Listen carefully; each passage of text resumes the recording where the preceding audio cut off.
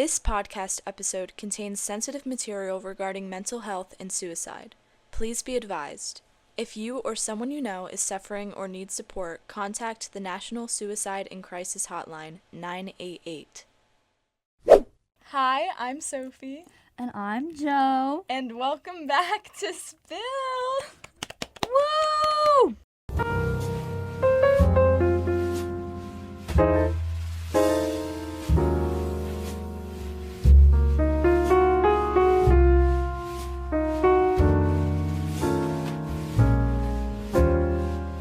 In today's episode 5, we have a fun special guest. Would you like to introduce yourself by saying your name and your major and your favorite movie? Awesome. I'm Jason Hansbauer. I'm in media production, and my favorite movie is The Batman. Okay, well, we're very happy to have you. Wait, I want to know your favorite movie now. My favorite movie is, there's a lot, but like maybe Little Women 2019. That's a good Me and my one. roommates just watched that. Really? Yeah. For the like, first time? Yesterday, no. Oh. We all knew. Rewatch. What What about you?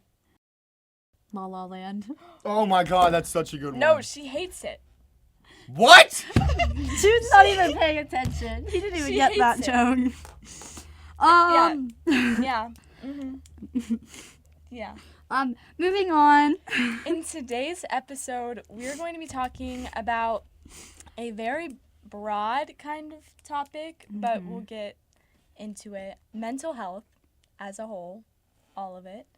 Just starting off, I mean, what is your guys' like story with mental health? Like, how have you guys dealt with it just throughout your life? Yeah. Okay, I'll start. I have always been a very, very anxious child with too many phobias and a lot of OCD. And so that definitely has developed me throughout all my life. I'm still very anxious. Nothing's really changed there. That's basically my childhood experience with that for childhood. What about you? I've had my fair share of problems with mental health. I feel like it's the same problems every teenager encounters at some point in their life. You know, just feeling alone all the time, you know? Like, that's a big thing. Self-harm, that's a big thing. Suicidal thoughts, I mean, all of it. And it's all, it's all rooted in something, but yeah, I've had my fair share of it. Okay. Oh, should I go? Joe? I have struggled a lot with depression and anxiety. I also have a really, really, really bad case of ADHD that does not go well with depression or anxiety. But, Jason, like, since you've struggled with mental health before, like, what are strategies or, like, just things that you've done that have sort of helped you get through the harder times? Well, luckily, when I was really down, I am friends with such amazing people. Like, my best friend, Carter, he's always there for me. He always has been since day one, since when I've met him. He's just, I aspire to be as good as he is, you know. He's the type of guy that people should want to be when they get older, and he's always there for me. Even when I'm absolutely losing my mind some nights, he's there for me. And I love him for that. And of course my parents are also very big helps. They've been through it, and they know how to deal with it. They're both on medication for their own problems, even though I don't want medication, but they're always there for me. They got me through therapy. I would say, depending on how bad it is, I would say if it's really bad, seek therapy, seek help. But if you're just starting to feel unsure or feel like you're struggling, ask someone. It never hurts to ask someone. It never hurts to just, Yeah. like, people are going to listen.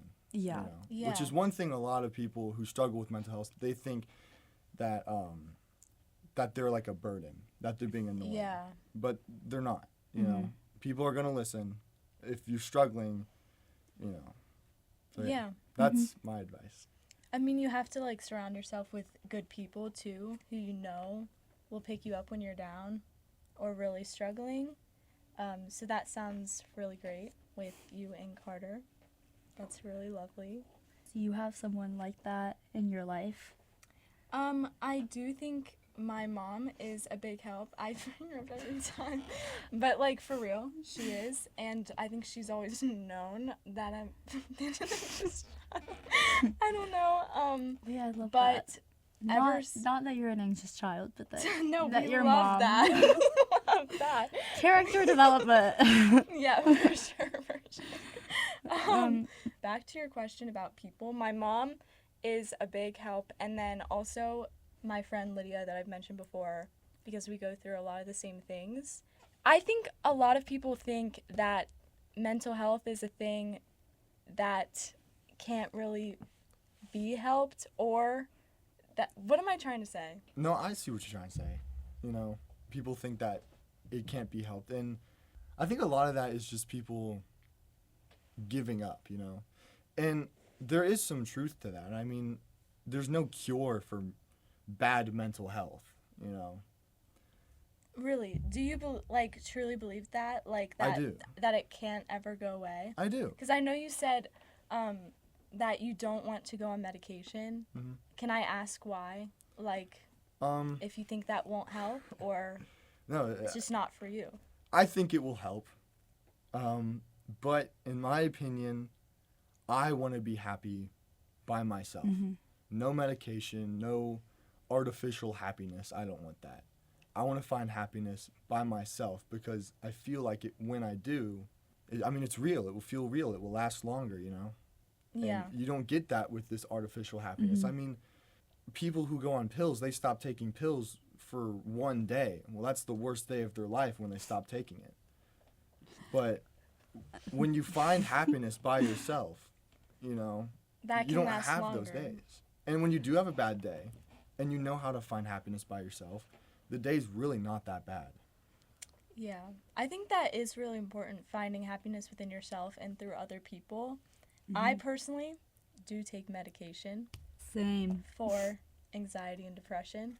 Woohoo. But I also have had That Yeah, experience where you of- stop taking it for a day and then yeah, because I take Adderall too, so it's like if you're taking it for a long time and then you stop taking it for like a day, you feel like a potato. That's crazy. Like, no. Please elaborate on that, please. Like whatever you think a potato feels like, that's what it's like. Yes. Like guys, I When I swear. think about being a potato, I just like... But I swear, like, if you were to ask me what 2 + 2 is when I'm off my medication for the first time in, like, 2 months, like, I'll It's say... 5. Yeah, I'll say it's 5. No, I won't even give you an answer. It'll just be, like, muffled sounds. Okay. Noted. Yeah. Noted. Let's not get you off of that then. But that's very interesting. But what about you? What have you found that helps with you, like, coping? So, I do struggle to open up. Like, that's a big thing. Me But too. I think... So, what I have found is journaling. Because there... I feel safe. Because no one reads it. Yeah, and it's like I can literally Hypothetically. pour my no one will ever. I can pour my heart out to my journal and no one can look at it or say anything. Yeah. I completely agree with you. I don't open up to, like, anyone. I think that's probably why I struggle with the things that I do. I also think like mindfulness, which when I was in middle school was drilled into my freaking brain, but I don't know if What do you mean by mindfulness? So, guys, mindfulness is like, I don't know if have you ever practiced this? Like, it's like a thought technique, I guess, but it's Okay. basically like, if you're like in your day and like, let's say you get very like overstimulated, you're supposed to like stop, breathe for like 30 seconds in and out. And then if it's really like bad, you're supposed to like walk away from like the situation, put your head on your desk, set a timer for 5 minutes. Like, So, like, consciously helping yourself? yeah. Okay. Anyway, but that's something that I do quite a bit. I wanted to talk about this. Is kind of very off topic, but Jason, are you a male? I don't know. I'm pretty sure, yeah. Okay. Last time I checked. Just wanted to ask. You never know. So do you think that, obviously me and Sophie are girls, assuming, but do you think that there is like a stigma around men's mental health and And elaborate Did you on say a that. sigma? stigma? Oh, a Stigma. stigma. Okay. Yep. Yeah. Stigma. But do you think there's like a stigma around men opening up about their mental health, and have you like experienced? That's a really good question. That is a really good question. Guys, I'm a freaking genius. What Please can I say? Yes, elaborate. I believe that men are not really encouraged to open up about their feelings a whole lot, you know? I have had some personally bad experiences with the result of that, you know? And I feel like society forces men to not open up about their emotions. It's not encouraged, and I feel like a lot of men think that it's less manly to do that, but honestly, in my opinion, I feel like it's more manly to be open and comfortable with yourself than to put on this manly facade and, you know, hide how you truly feel. And I know a lot of women are more open. That's probably why more women are therapists. I mean, my therapist was a woman, and she helped me see a lot of things that I just could never see. But that's another thing, is men are just so, I don't want to say passive aggressive, but there's this like tension there with guys. Everyone has to be the tough one, you know? Yeah. And it's a lot harder to open up sometimes. I mean, there's people like my dad and Carter, I can just melt when I talk to them. I mean, Okay. more Carter, no offense to my dad, I love you, Dad, but more Carter, even then, I still feel like I can't fully melt. I mean, suicide rates for males, it's so much more than females. And it's like, I feel like that's the reason. You know? So it's... Is there a specific instance that you're referencing when you mean like that because you think men don't open up as much, that creates more issues? Yes, this is not a fun story. About 2-3 years ago, my grandpa committed suicide. He was under the influence of alcohol, which is a whole nother beast for mental health. But he was under the influence of alcohol, and it was so unexpected. You know, he was such a good guy, you know, and I loved him. My whole family loved him and everything. I didn't find out until this year that his life growing up was awful. I mean, he had 11 siblings, all in this small house, and, you know, there was assault, everything in his life that happened to him, and he never told anyone about it. He bottled it up, and the only way he coped with his feelings was through alcohol, and now he's gone. So, yes, there are negative effects, and for me, I am ashamed to admit it, but I will. I have done self-harm as a coping mechanism, you know, and shout out to Carter again. Him being the amazing person he is, he helped me through that. He told me to journal and things like that. And Carter is iconic. Carter is the Shout out freaking to best. Carter. You have no idea how good Carter is. He is the best guy I know. He sounds really great. He is the best guy I know. Yeah, there are negative outcomes to bottling up emotions, and I feel like it is that pressure as a guy, because my grandpa, I mean, his generation, guys didn't open up. That was not a Yeah. thing. You just got drunk, apparently. So I feel like now times are changing, and it's honestly a lot better. I feel like more guys are able to open up. I'm trying to be the guy people can talk to open up, because the last thing I want is one of my friends just gone one day. Mm-hmm. You Yeah. know, and like I have some friends that will just come up and talk to me, and I feel awful for them, but it's a great feeling knowing that I'm that person And for you're them. helping them. Yeah. So you feel like you are that guy that people come to. Yeah, I really do try, because I can't imagine another family going through what my family went through. Let's say it's not as intense as suicide, just dwelling with your own negative thoughts, it just tears you apart. I mean, it changes you completely. And I don't want my friends to do that. I don't want anyone to do that. So I want to be that guy that people can come up and talk to. Like, I'm not going to judge you for having bad feelings about anything. I mean, I've been there, you know? I've seen people be there, you know? It's just, yeah. I want to be that guy. This podcast is presented by El Vaquero, authentic Mexican dining just steps off of UC's campus on Shortvine. Visit El Vaquero today at 2849 Shortvine Street and follow them online at El Vaquero Clifton. El Vaquero, the best in Cincinnati. Okay, so we were talking a lot about like losing someone to through suicide and through mental health. Because I've lost someone also to suicide.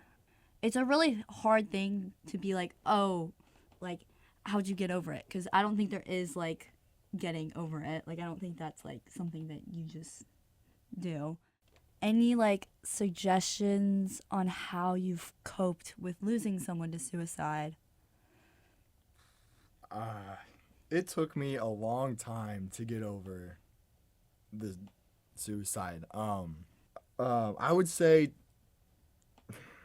just talk to people. I mean, that's the biggest thing out of all of this, is just to talk to people, you know? And I don't want to say it helped, but it kind of made it easier just talking to my family, because they just experienced the same thing. And we could all share how we felt about Yeah. it. So leaning on each other. Exactly, yes. And I mean, that's a big help. And then talking to a third party, someone who hasn't experienced it, can help to get an outside view on it. And I mean, you don't just get over that. You just don't. Yeah, It sticks with you, but it gets easier with time. I agree. Yeah. Would you like to share a little bit? Yeah. So this happened my sophomore year of high school. My cousin committed suicide. Like, it was kind of unexpected, but then like, we talked to his dad, and his dad was like, he could see like, Something was off. yeah, and was like, it makes sense. But like, I have to say that like watching a family go through that is really hard, because it's never the same, it can never be the same. But yeah, I think that when losing someone to suicide, there's so many questions you have about like, why'd they do it, like, or but then I feel like they do kind of get answered, but then also you're left with like some mystery of why. So I want to shift the conversation about like how, because I've had a lot of friends who've struggled with mental health. I feel like especially teenagers, and nowadays there's a lot of struggle. At least it's talked about more, so I think people are more aware that their friends are struggling. Yeah. But I think, especially with the rise of technology, it's increased. And this is something I personally struggled with. How do you go about helping someone who's struggling with their mental health, but at the same time not sacrificing your own mental health? I know, that one's hard. That's kind of hard, because that reminds me of when we talked about beauty standards and how you kind of have to put yourself first, but also make sure They're okay. they're okay. I honestly don't even know. That is a tough one. I think you gotta separate their problems from you.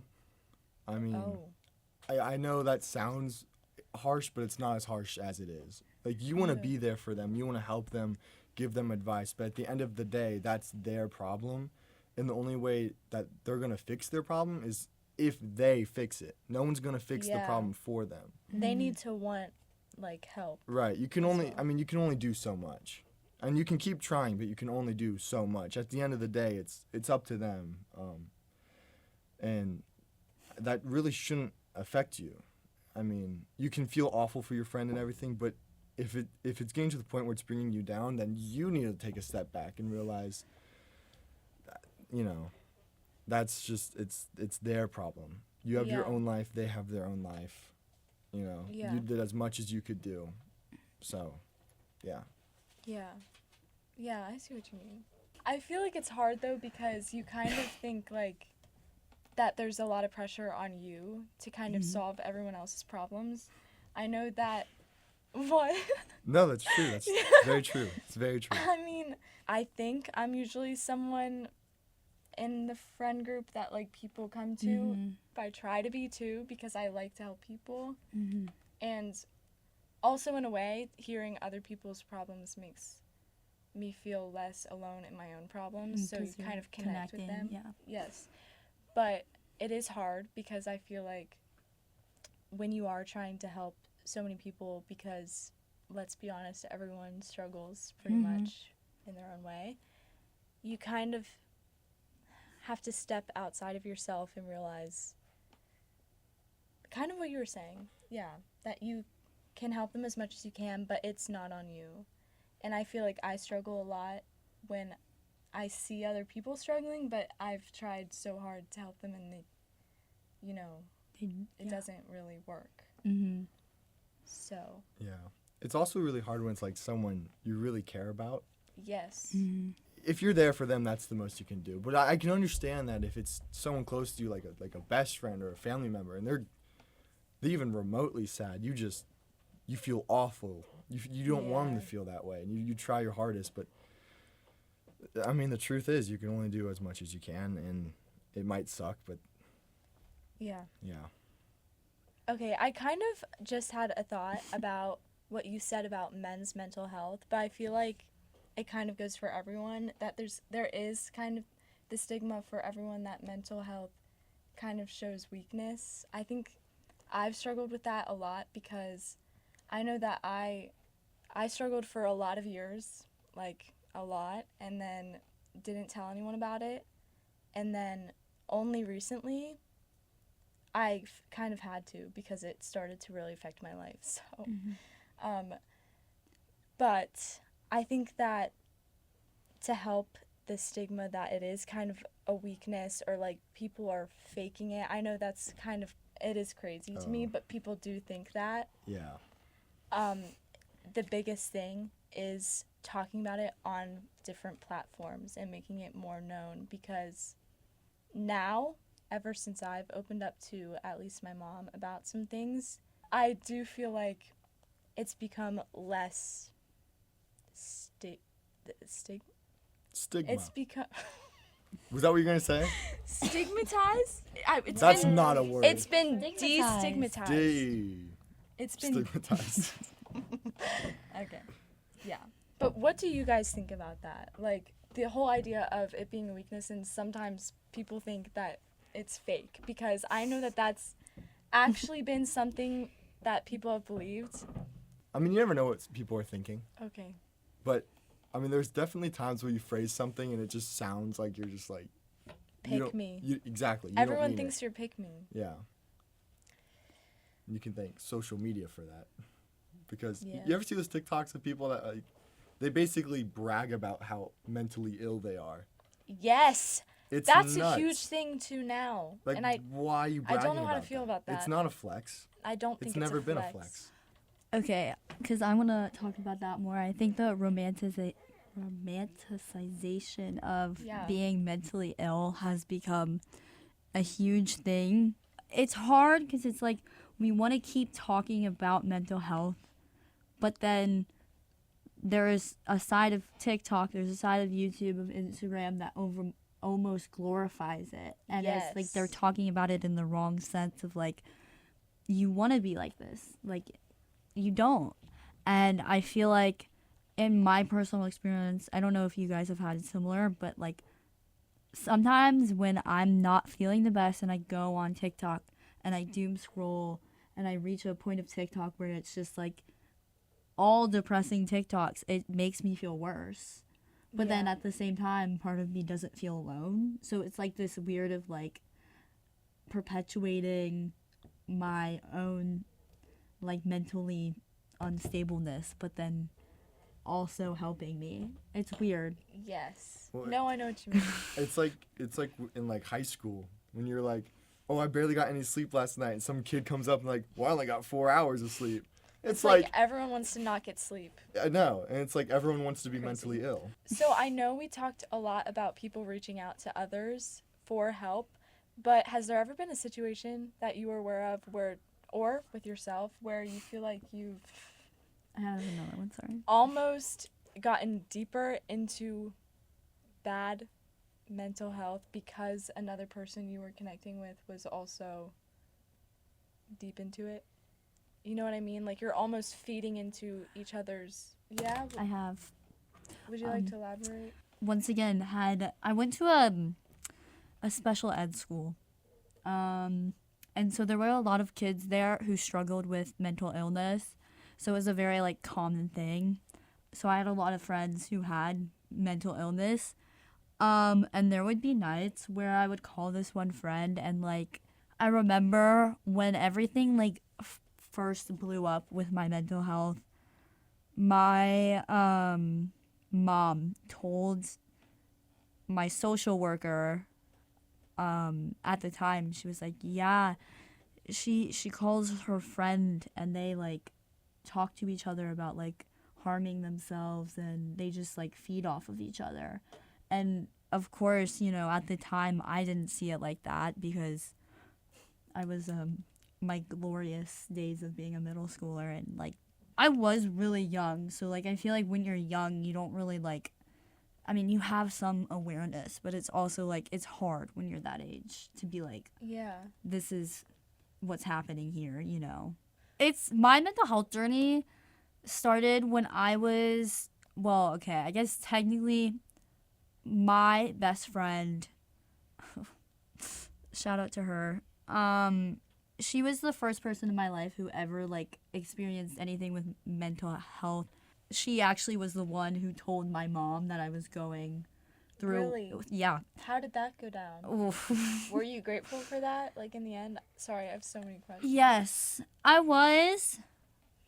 But also like it's something where like you know that person's going to be upset. Like my best friend knew I was going to be upset. Well, naturally. Yeah, cuz it's like my mom did not react in the best way, I have to say, but Really? also like I give her a lot of grace cuz it's like how do you react like in a good way finding out all that stuff about your kid. Like I went to therapy in middle school, got better.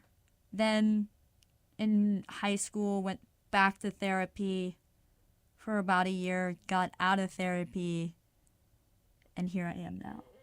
But so it's been up and down, I feel like.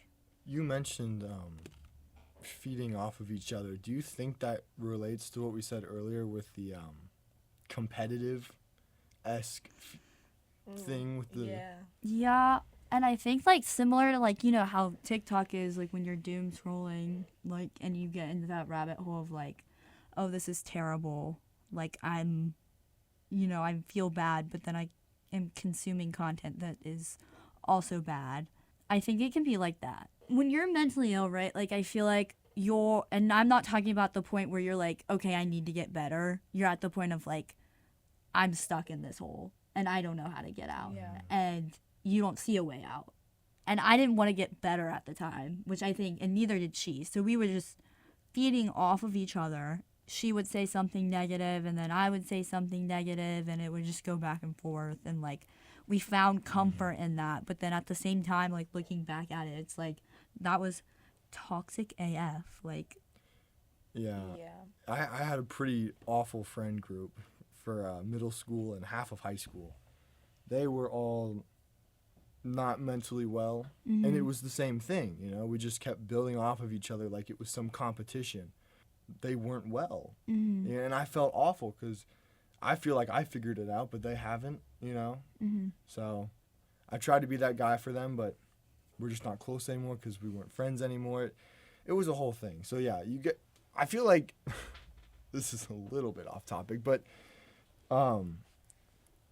a big part of mental health is picking your friends. And I don't think a lot of people know that. I think a lot of people pick friends that are just fun and cool, or what they think is cool, but they might not know it, but those friends could be affecting them in negative ways. Those friends could be slowly, you could say, ruining their lives, but they would never know simply because they're fun. Yeah. And Yeah. I agree. I mean, I went through that. I know people now going through that, and it sucks because, you know, you can't tell people don't be friends with these Yeah. guys. That just causes drama. Because it's not your place. But you know? I feel like, sadly, it's just an event that people have to go through. They have to learn. They you have know? to change. They have to make the mistakes and learn. So At least for me, a lot of my mental health issues were me causing my own pain, Yeah. being like my own worst enemy. And I feel like a big part of like overcoming that is like realizing that you have to be the one to like break it. Like no one else can sort of Yeah. overcome it for you. yeah, there's a really good movie with kind of the same themes. You guys ever seen Beautiful Boy with Timothy Chalamet? Oh my love God, that don't get me movie. started. It's a great movie, but the whole movie, the father was doesn't trying to stop the accept help. addiction. No. He doesn't accept help. And sad. Such a when good he movie. no, but even when he does accept help, he still is, you know, And you know addicted. he's gonna. But it repeat wasn't the until the same end of the cycle. movie when he realized he has to do it. Wait, And he came to terms he came to terms with what he's done and what he needs to do to change. And that's where the movie ends, you know? And it's great themes. Also, if you guys have seen Thunderbolts, the new Marvel movie, I'm not joking when I say it is one of the best mental have health not. movies I have I've not ever either. seen. I have not. It's really good. I feel like it's on topic. It does cover mental health very well. Okay. It's not a generic Marvel film. It's very different from the other ones. Oh, you guys also watch 500 Days of Summer? oh yeah. Yes. That's also a I good actually one. recently Heartbreaker. did. Same thing. He had to realize that he had to get over his own problems. Also a horror You're busting movie. out all the. Yeah, that's a real Yeah. horror movie. Yeah, that's a rough one. Don't watch that after a breakup, by the way. Ooh. It's like a stab in the heart, you know? Viewers, watch those movies. Those are good movies. If you're feeling down, watch those movies. They have great advice. Oh, Perks of Being a Wallflower. Watch that too. That's also You're a really good one saying for mental all health. the best ones. Because Those are good. Can I cuss? This is sad. Sure. I've been through shit, and those movies have helped. They really have. And Okay. Read the book. Read the book. yeah, and read the book, guys. Right. So, I actually wanted to bring up a question because I know that you mentioned self-harm and you mentioned your own personal stories, but I kind of wanted to ask you guys how you get out of deep slumps because I know when I'm in a slump, I don't tell anyone about it until I'm out of the slump, and that's not. I would say the best way to get out of a slump is to just keep your chin up and just keep pushing forward. But if you force yourself to keep your chin up and just keep chugging, you know? like you're going to get going and you're going to be fine again. I mean, that's what I did at least. When you were going through a hard time, like, what kind of kept you going? I think for me, the reason I had such a hard time is because my like go-to coping strategy in middle school was to talk to people. And then in high school, I developed like a really big social insecurity and social phobia. I just like couldn't talk to people. Like I was too scared to. So that coping mechanism was basically like cut off for me, and I felt like so disconnected from everyone, and I felt so alone. And, you know, eventually I reached the point of like, I can't help myself, so I need someone else to help me. I know it's so hard to keep being hopeful, but like just know it is temporary. You may not feel happy in the moment, but there will be another time in your life where you will feel happy. So I actually had another question, and we talked a little bit about communication, opening up, and I know in my life, I said this earlier, I don't open up to like anyone, and that has just only facilitated bad things. Because walls. I guess my question is, how do you go about opening up to someone, even though it's hard? Because it's hard, period. I mean, it is hard, period. But you just gotta do it. Yeah, there's Just not do really. it. There's yeah. I'm It's serious. honestly okay. Honestly, it is like just do it, but like that's unhelpful. But just do it. I think it's hard to talk to family members in general about mental health because I feel like you have to be more vulnerable than you do. Obviously, I think if you're closer with your parents than most, I think it can be easier, but I don't know. It's hard. But I think just in general, taking it in levels is a good step in the right direction. Yeah. I'm gonna stop talking now. No, I like that. No, it's not bad. I think that. No, it's Wait, that good. sounds really mean. No, it's good. It's really good. It is. could be better, but like it doesn't suck that much. I just wanted to say that if you ever feel yourself feeling depressed or unsure and you don't know what you're going to do next, and you're scared, don't feel bad to reach out to someone. You're not interrupting them. You're not a burden. You're not annoying. They're here to help. They care about you. Just please reach out to someone if you feel sad, because the last thing this world needs is you not in it. So please reach out to someone. I love agree. that. I agree too. Yes, that goes For everyone. Whoa. That was creepy. What the? I'm keeping that in. Okay. That's crazy. But that basically concludes our episode. I want to thank, Everyone. Thank everyone. the audience, if you've stuck around this long. I want to thank I wanna Jude thank- and Mia. Mia and Jude, our camera operators and graphic design woman.